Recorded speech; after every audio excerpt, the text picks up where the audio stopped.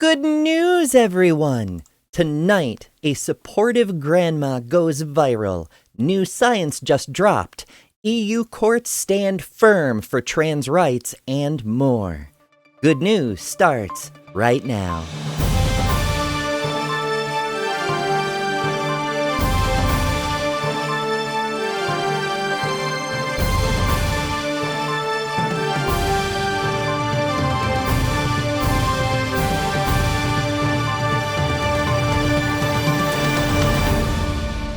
Every week, we lead off Good News with a trans or ally creator you may not have heard about, and this week, the spotlight goes to a channel I just encountered today called The Angry Gay Grandpa. Stay tuned for their tearjerker of a short film later in Carly's segment. Right now, I'll take a minute to tell you about the organization behind the channel and what they do. Angry Gay Grandpa is produced by a 501c4 nonprofit organization geared toward protecting trans kids called Not Losing You. Here's the info video. We interrupt this program to bring you a special report.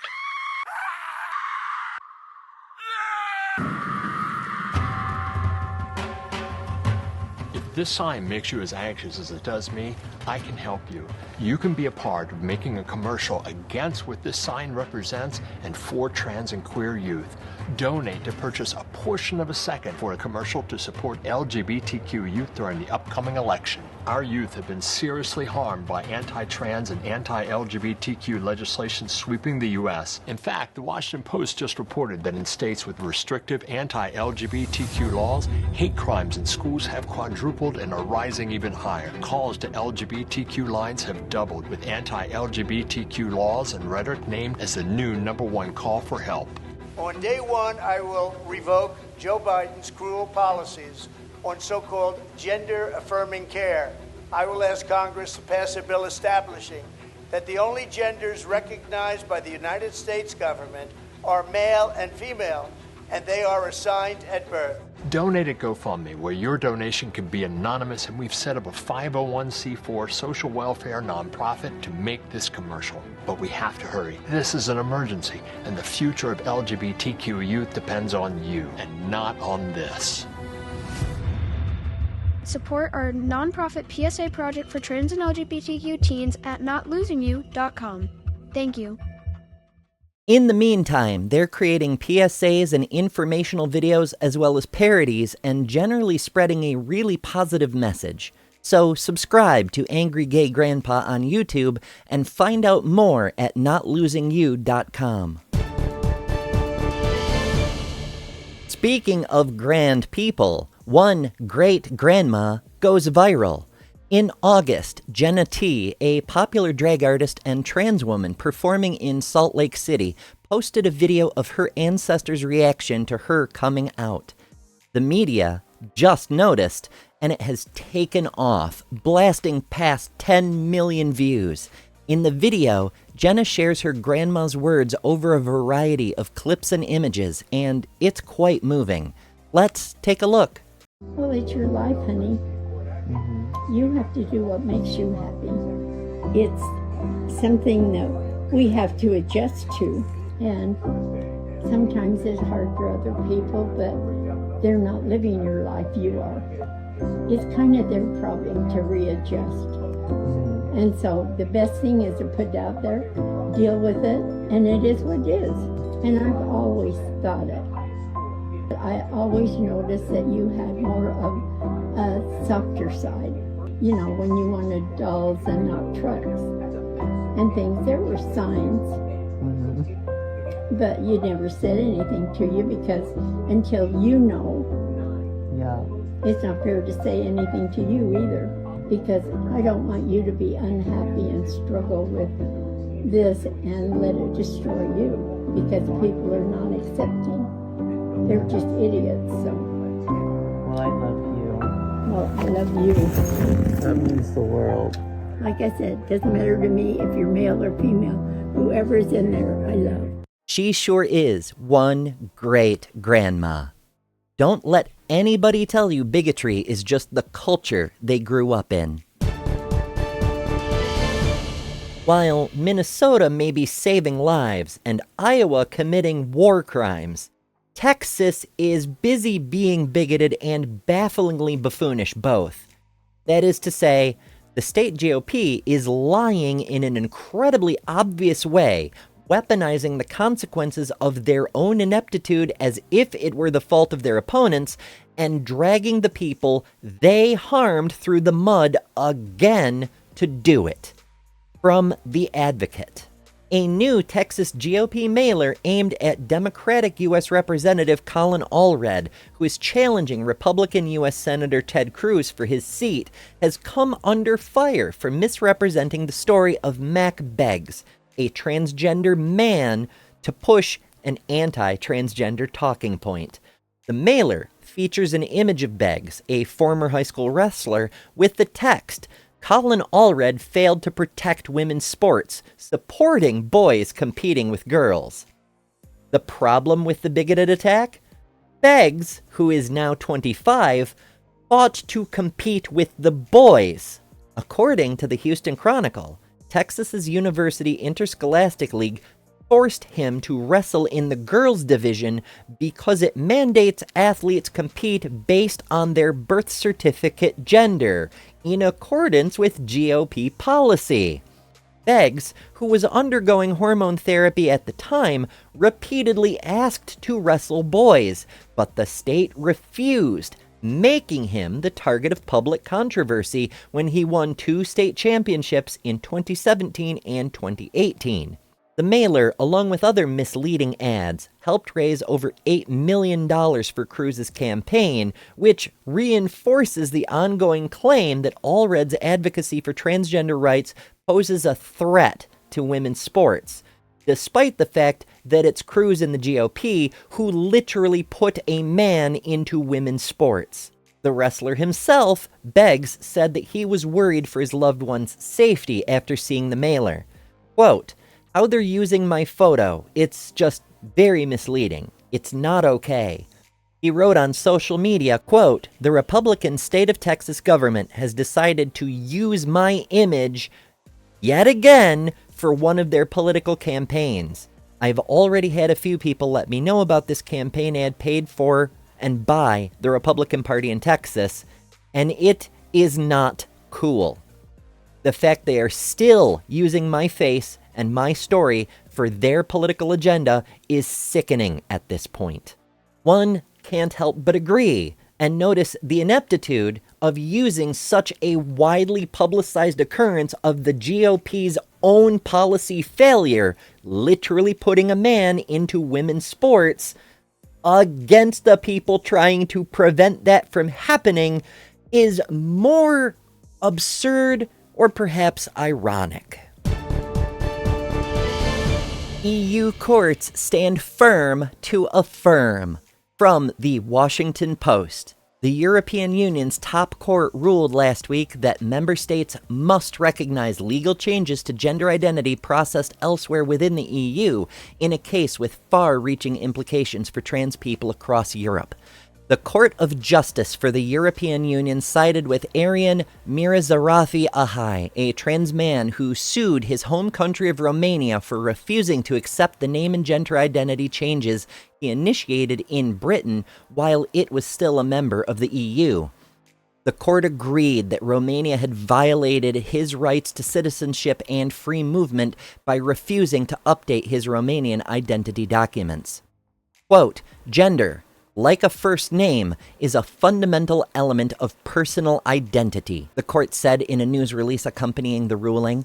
Quote, "A divergence between identities resulting from such a refusal of recognition creates difficulties for a person in proving his or her identity in daily life, as well as serious professional, administrative, and private inconvenience." Arian told the Washington Post that the ruling, quote, "is really quite amazing. The 32-year-old who lives in Cambridge and works as a science teacher is hopeful he can return to Romania with his new identity documents. His legal team hopes the ruling will make it easier for other trans people to travel freely and work or study in EU member states. Except," an LGBTQ rights advocacy group in Romania that helped with this case, said there are tens of thousands of people in similar situations. The ease of obtaining a gender recognition certificate varies widely within the EU. Some countries, including Belgium, Ireland, and Spain, permit people to self-declare. Other countries, such as Cyprus, Latvia, and Slovakia, require sterilization or other surgical interventions.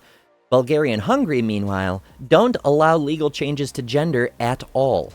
In socially conservative Romania, the process is relatively difficult. In 2021, the European Court of Human Rights ruled that Romania had violated the privacy rights of two trans people when a judge refused on the grounds that they did not furnish any proof they had undergone surgery. Arian moved to the United Kingdom with his parents in 2008, became a British citizen in 2016, the year of the Brexit referendum, and received a gender recognition certificate 4 years later, while Britain was on its way out. But Romania refused his request to update his Romanian passport, which he said effectively restricted his travel. Freedom of movement is one of the key pillars of the EU, allowing citizens to live and work anywhere within the Union. Arian recalled an incident in 2018 when he traveled home to Romania and was grilled by Border Patrol authorities because he looked different from the photo in his Romanian passport. He described an intimidating and uncomfortable conversation that included questions about what surgeries he might undergo, as well as his genitals. Quote, "Whatever that was, it started inappropriately curious, but ended up completely invasive and offensive. I just wanted it to be over," he said. He was also denied a new birth certificate and identity card, which Romanians need for everyday interactions, such as using public transportation, or going to the bank, or picking up mail. The court acknowledged that the status of a person's gender identity is a matter that should be handled by national authorities, but it emphasized that national decisions must comply with EU laws, especially, quote, "the freedom conferred on all Union citizens to move and reside within the territory of the member states." The court added that the fact that Britain is no longer part of the EU does not affect the application of the bloc's laws. Quote, "It goes to the issue of competence, meaning does the EU have the power to have any say over the rights of citizens?" Catherine Bernard, an expert in EU law at the University of Cambridge, said, quote, "It's like in the States. Is this a state issue or a federal issue? When it comes to anything that gets in the way of free movement, then the EU has the power." Of course, to liberals, it's a good thing to use the courts to push Romania to become more progressive. But if you're more conservative or hostile to the EU, you can say, "How dare the EU interfere with things that go to the heart of our beliefs?" Now I can clutch my pearls. Rodrigo Ballister from Budapest-based think tank Matthias Corvinus Collegium, which has ties to the Hungarian government, responded to the ruling on the Bird app. Quote, "Total legal nonsense to make gender delirium compulsory." Rulings by the European Court of Justice are binding and affect millions of people across the Union, but implementation can be difficult to enforce. In 2018, the court ruled in favor of Adrian Coleman, a gay man from Romania who fought for the right to have his American husband, Cly Hamilton, live with him in Romania. The couple had been married in Brussels, where same-sex marriages are permitted, and where Coleman worked as an EU official. But authorities in Romania, where same-sex marriage is barred, refused to recognize the marriage. The court acknowledged that EU residents' rights are awarded to spouses and that spouses was gender neutral. The Coleman case has been used in courts by same-sex married couples to win residency rights, including in Bulgaria. But Romania has yet to grant Hamilton residency rights. The same resistance could follow last week's ruling, but even if it does, trans and intersex people in similar situations in other EU countries will, in any event, be able to use that judgment in their own cases. Arian has said he is looking forward to using his updated identity documents in Romania and, quote, just walking in and not being asked, are you a tourist? How long are you staying? And who are you seeing? I want to say, I'm from here. I was born here, he said. Just today, as I record, the CDC released the most comprehensive cross-sectional study of high school students across the United States ever produced, and that makes it this week's Science Spotlight. It includes data from teens in all 50 states covering millions of kids, and the results pertaining to gender identity are quite telling. From the study, approximately 3.3% of high school students identified as transgender, and 2.2% reported questioning if they were trans. 94.5% of kids, cis kids, never seriously questioned their gender identity. The data reflect higher prevalence of adverse health behaviors and experiences for transgender and questioning students. Trans students had the highest prevalence of experiencing violence, poor mental health, self-harm thoughts and behaviors, and unstable housing, and the lowest prevalence of school connectedness compared with other identified groups. Approximately 1/4 of transgender and questioning students missed school because of feeling unsafe in the past 30 days. 40.1% of trans and 39.9% of questioning students report experiencing violence in the last 30 days. 64.9% reported poor mental health, and 71.9% reported persistent sadness or hopelessness in the last 12 months.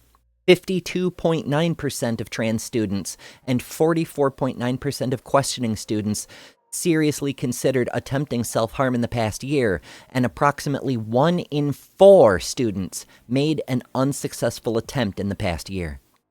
Data are not available for the children who were successful. Trans kids are 10 times more likely to have unstable housing and 3 times more likely to be homeless. Trans and questioning persons experience stigma, discrimination, and social marginalization related to their gender. The accumulation of stressors, including internalization of stigmatized attitudes, expectations of rejection, and experiences of discrimination and violence can increase the likelihood that trans and questioning persons experience poor mental health and lead to disparities in health and well-being. Trans and questioning students often face stressors in their family life, at school in the forms of bullying, violence, deliberate ongoing disrespect, and being denied access to activities aligned with their gender identity, among others.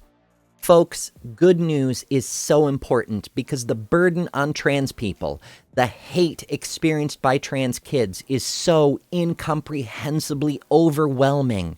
But shows like this can only do so much. The good news in all this is that data is always helpful, but more so that there are ways we can all help to make things suck less. Get involved with organizations like the one featured at the top of the show. Help organize community movements to undo the cruel policies in schools that do nothing but harm children. And for the love of whatever you believe in, go vote. On the other side of the coin, new New York Times polls show the GOP's anti-trans ads are backfiring in swing states, just like we saw earlier in Texas. Coming from the famously trans-unfriendly New York Times, this seems pretty remarkable. From Aaron in the Morning. According to a New York Times Siena Battleground State poll, voters in the battleground states of Michigan, Ohio, and Wisconsin overwhelmingly believe that society should accept transgender people as the gender they identify with. These same voters also support Democratic Senate candidates in these states, despite tens of millions of dollars spent on anti-trans advertisements targeting them. This data raises doubts about the effectiveness of such ads in swaying voters towards Republicans, as similar efforts have failed in the past. The numbers come at a time when national anti-trans ad campaigns are being launched aimed at Democratic presidential candidate and Vice President Kamala Harris. According to the latest polls in Michigan, Ohio, and Wisconsin, 56% of voters agreed with the statement society should accept transgender people as having the gender they identify with, while only 34% agreed with the statement society should not accept transgender people as having the gender they identify with. Support for trans acceptance was even higher among women, 64% to 28%, and independents, 58% to 28%. Even rural and small-town voters in the battleground states indicated by a narrow margin, 45% to 43%, that trans people should be accepted, indicating that assumptions about small towns in battleground states could be challenged as acceptance continues to improve. These latest numbers cast doubt on the Republican strategy of using anti-trans laws and advertisements to turn voters out in general elections. In all 3 states, the Democratic Senate candidate is currently leading. Harris is also leading in Wisconsin and Pennsylvania and is within the margin of error in Ohio. This includes Democratic Senator Sherrod Brown in Ohio, who has been heavily targeted by anti-trans ads, yet leads in the polls. Additionally, Democratic Senator Tammy Baldwin is ahead of her Republican opponent, and Democratic Senate candidate Elisa Slotkin is leading her opponent as well. The polls come amidst news that Republicans have gone all in on anti-trans ads in the past months. In September, one of the most prolific Republican Senate super PACs, the Senate Leadership Fund, announced it would spend $80 million in Ohio alone, far surpassing anti-trans spending in previous years. The majority of these ads target the aforementioned senators on trans issues. For example, one ad in Wisconsin claims, quote, Tammy Baldwin supported puberty blockers and sex change surgeries for kids and would force women's shelters to admit men. She's too extreme for Wisconsin. It should be noted, children do not receive sex change surgeries, and no one is advocating for bringing men into women's shelters. Not a single person. Another ad targets Sherrod Brown, stating, quote, Sherrod Brown supported allowing sex change surgeries for kids. To be clear, that's blatantly not true. The group has produced nearly 40 anti-trans ads in battleground states and tight Senate races, including Montana, Pennsylvania, Ohio, Wisconsin, and Michigan, with some readers reporting hearing these ads very often in those states.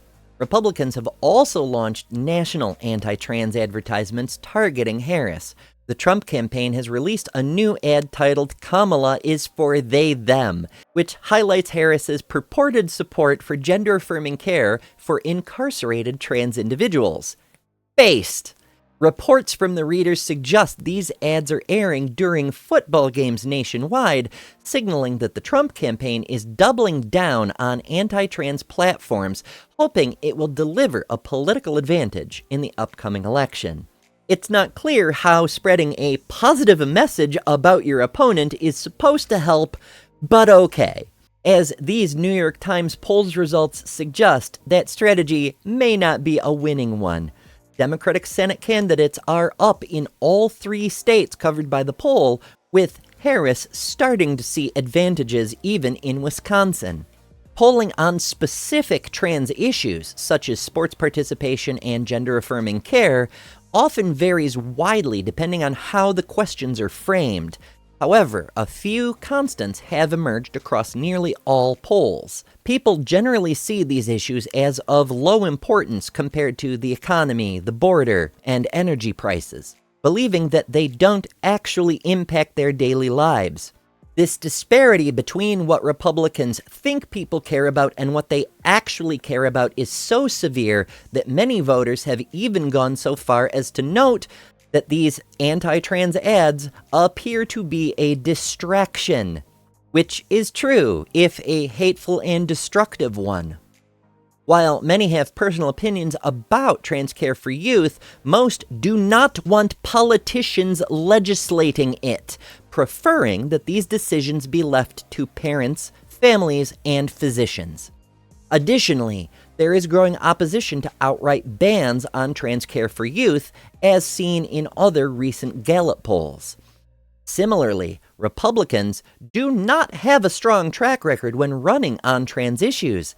In Virginia, Governor Glenn Youngkin made anti-trans ads a central part of the push for Republican control of the state legislature, yet Democrats gained control instead.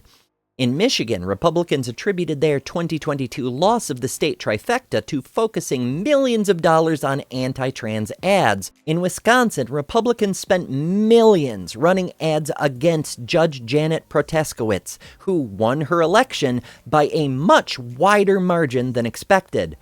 Likewise, in 2023, candidates backed by Moms for Liberty and Project 1776, who ran on anti-trans platforms for school board positions, lost 70% of their races.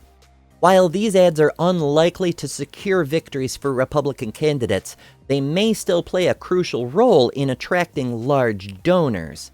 For example, it was recently revealed that billionaire Elon Musk contributed up to $50 million to groups running anti-trans ads in 2022, despite their widespread failure. If Elon is on your side, you can bet it's likely your project is going to be a failure. He also pledged to lobby for the imprisonment of doctors who provide health care. These ads, then, may serve as more of a tool for shaping public opinion against trans people than as a genuine strategy to win elections. However, if Republicans lose for a third consecutive year after making anti-trans ads a central part of their platform, they may start to question whether this hateful approach is politically effective. If you enjoy content like this, make sure to subscribe. TransPositions Weekly is the first and only trans news show in the universe, and we need your support to grow the shows we can offer.